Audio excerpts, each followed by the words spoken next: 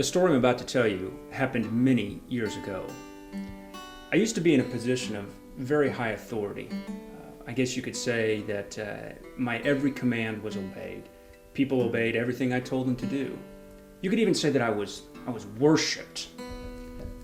I had everything anyone could ever ask for: power, wealth, fame. The list went on and on. Everything in my world was great. But when I looked around at the world, I saw a lot of pain, things that needed to be fixed. What I saw was a world that was hurting, a world that needed hope, a world that needed peace, and a world that needed joy. So I set out to change that. It all started on a very special day. It was actually my birthday when I came to change the world.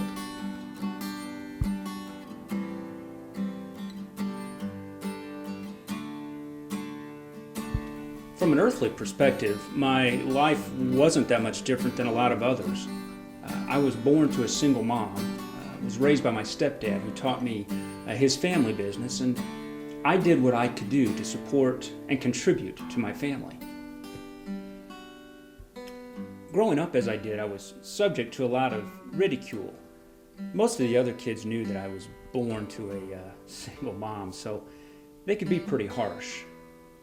They could be pretty harsh about her as well. I don't know if she was just stubborn or just didn't let it bother her, but she would always tell me that I was always part of a much bigger plan that God had. As I grew up, I set out to do everything that God wanted me to do. And as I grew, He revealed His plan to me in many ways. He not only gave me His power, but He gave me His presence. And that presence sustained me through some very dark and difficult times. You know, as I reflect back through my life, I realized that God placed so many people in my path that I could help. I remember this woman who had been caught in adultery. She was brought to me, and she had so much shame and so much hurt. And yet I was able to reach out to her and to show her God's grace and His love, and most of all, His forgiveness.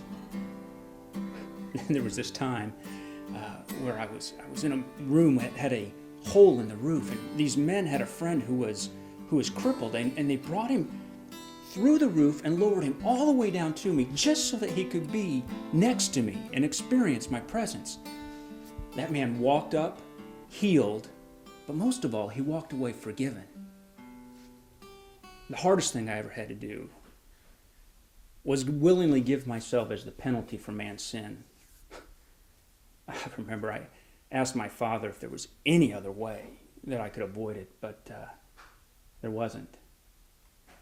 I remember the beatings, the stripes, the whippings, the crown of thorns, the piercing of my side. That's one day I would not want to relive again. You see, my mom was a single mom because God wanted me to come into this world in purity.